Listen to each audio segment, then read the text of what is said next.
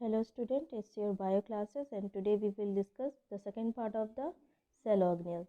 In the previous topics, we already discussed about the other cell organelles like mitochondria, endoplasmic reticulum and ribosome.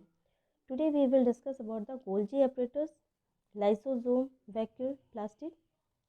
So let's start the topic. See, fourth cell organelles is Golgi apparatus. Golgi apparatus के बहुत सारे name हैं इसे Golgi body, Golgi complex ये भी कहा जाता है। और क्योंकि कैमिलो गोल्जी ने उसे डिस्कवर किया था इसीलिए इसका नाम गोल्जी एपरेटस रखा गया। और ये आर जो कि इंडोप्लाज्मिक रेटिकुलम का सेकेंड पार्ट है। मैंने प्रीवियसली ये टॉपिक बताया है कि इंडोप्लाज्मिक रेटिकुलम के दो टाइप होते हैं, एक SER and RER, smooth endoplasmic reticulum and rough endoplasmic reticulum. तो रफ इंडोप्लाज्मिक रेटिकुलम से ये ओरिजिनेट होता है और आप इसके डायग्राम से भी समझ सकते हो। जब आप इंडोप्लाज्मिक रेटिकुलम का डायग्राम देखोगे और इसके डायग्राम में ज़्यादा रेफरेंसेस नहीं है, there are so many inner foldings. Inner foldings मतलब ये फोल्डेड है।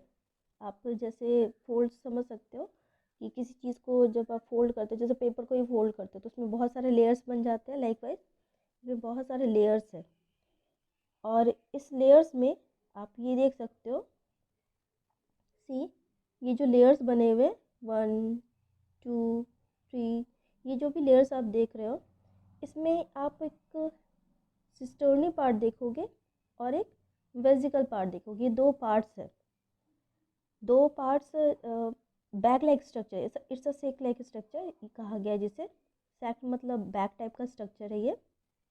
सी यहाँ मेंशन किया है मैंने, शैक लाइक स्ट्रक्चर बैक टाइप का, पाउच टाइप का होता है।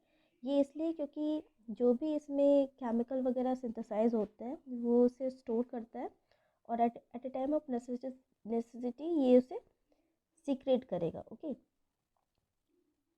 अगेन आई रिपीटेड कि केमिलो गोल्जी ने इसे डिस्कवर किया था इसलिए इसका नाम ऐसा है। और RER से ये फॉर्म्ड होता है। इसमें दो बैक टाइप के स्ट्रक्चर, सैक स्ट्रक्चर, सिस्टोनिया वेजिकल्स जो बताए गए हैं। इसमें दो फेसेस होते हैं, सिस एंड ट्रांस। ओके, सिस क्या करता है, रिसीविंग पार्ट है, रिसीव करता है, यानी कि जो भी सिंथेसाइज होगा केमिकल उसे वो रिसीव करेगा। और ट्रांस क्या करेगा, उसे सप्लाई करेगा, उसे सब जगह डिस्ट्रीब्यूट करता है। Okay, now come to the one of the most important topic कि ये केमिकल्स को कैसे फॉर्म करते हैं।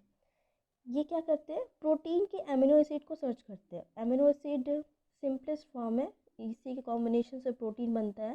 ठीक है, तो ये प्रोटीन के अमीनो एसिड को सर्च करते हैं और इसे सीक्वेंस में बनाते हैं। बहुत सारे सीक्वेंस में जब इसे सिंथेसाइज किया जाता है तो बहुत सारे डिफरेंट टाइप के प्रोटीन्स बनेंगे।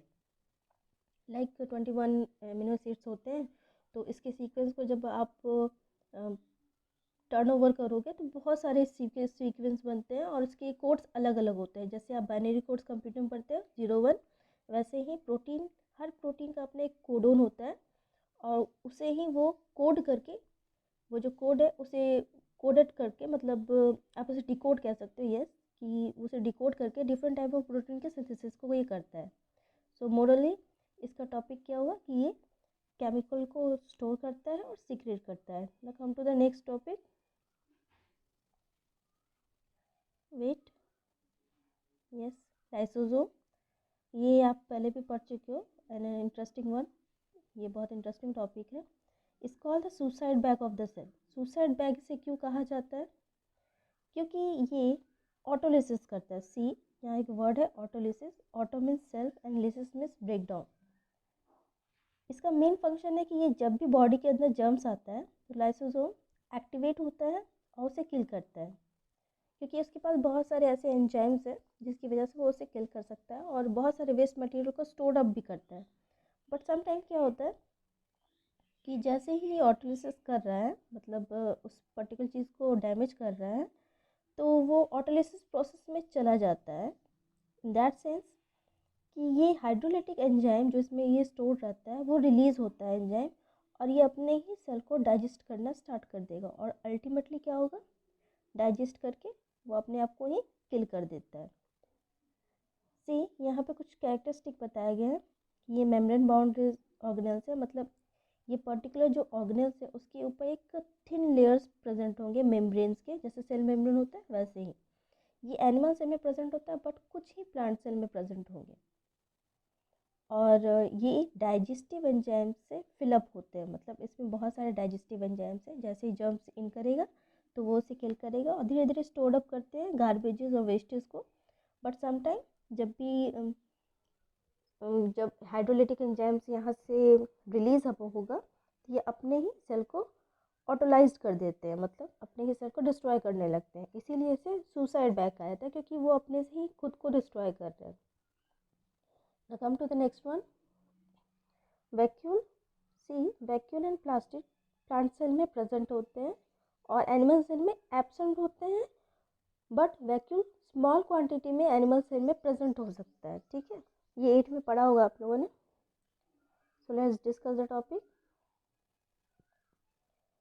सी वैक्यूल का डेफिनेशन यहाँ पर टॉपिक में दिया हुआ है, बट इसके मेन फंक्शंस कुछ आपको अदर बुक्स में भी मिलेंगे। इसका मेन फंक्शन अलग अलग बुक में अलग अलग टाइप से दिया हुआ है। वैक्यूल क्या है? Large water filled sac.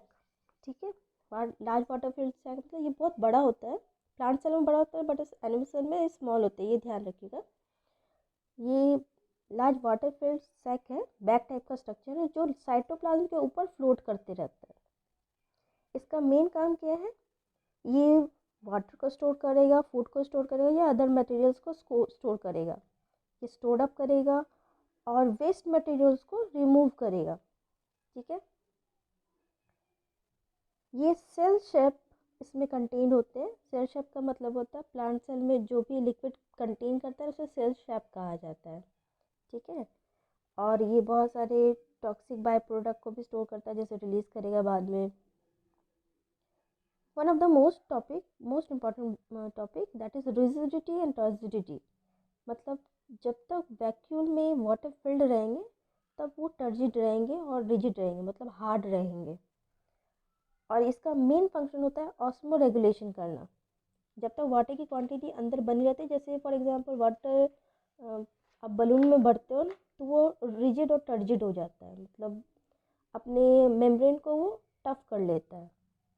इससे क्या है, ये ऑस्मो रेगुलेशन यानी कंसंट्रेशन लेवल को मैनेज कर सकता है, जस्ट लाइक डिफ्यूजन प्रोसेस या ऑस्मोसिस जो बताया गया था।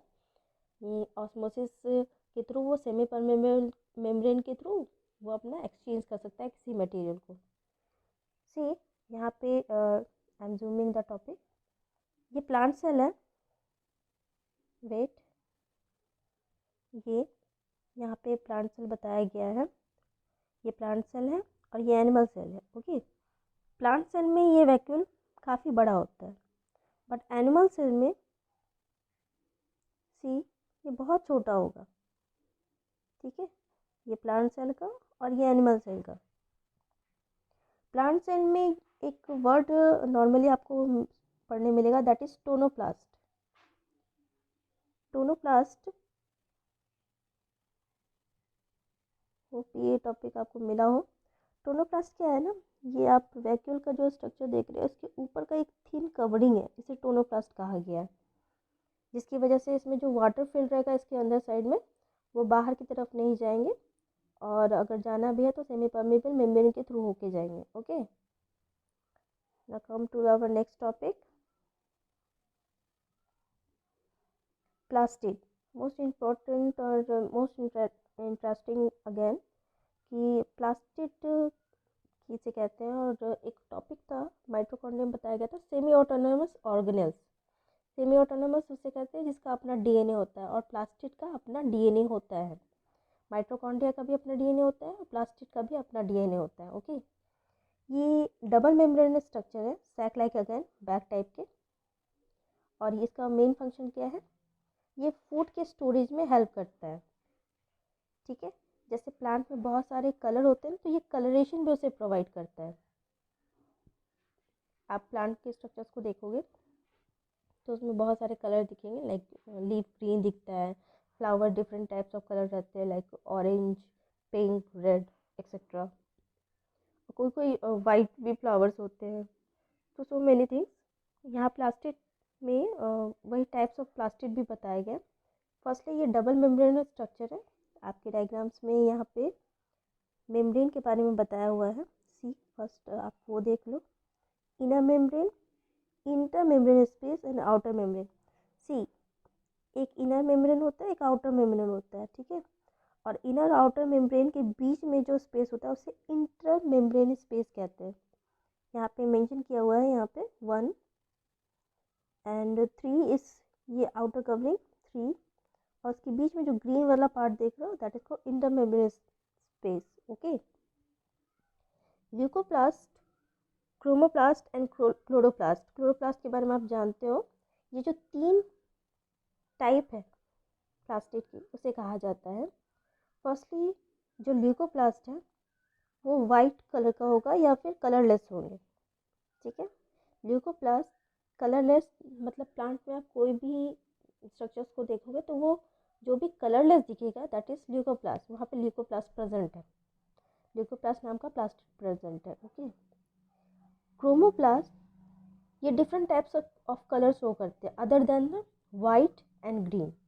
White that means colourless, and green के अलावा जो भी कलर आपको दिखेगा that is chloroplast.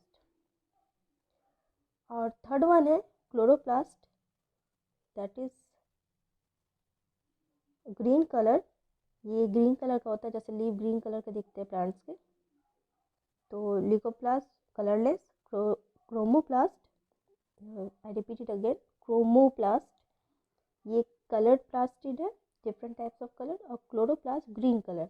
Autonomous self duplicating body, that means मैंने पहले भी बोला था सेमी ऑटोनोमस ऑर्गेनल्स, माइटोकॉन्ड्रियम बताया गया है जिसका अपना डीएनए होता है। Okay.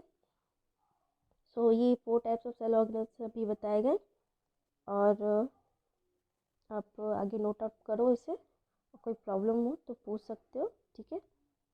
So carry on, keep studying, keep healthy. Thank you.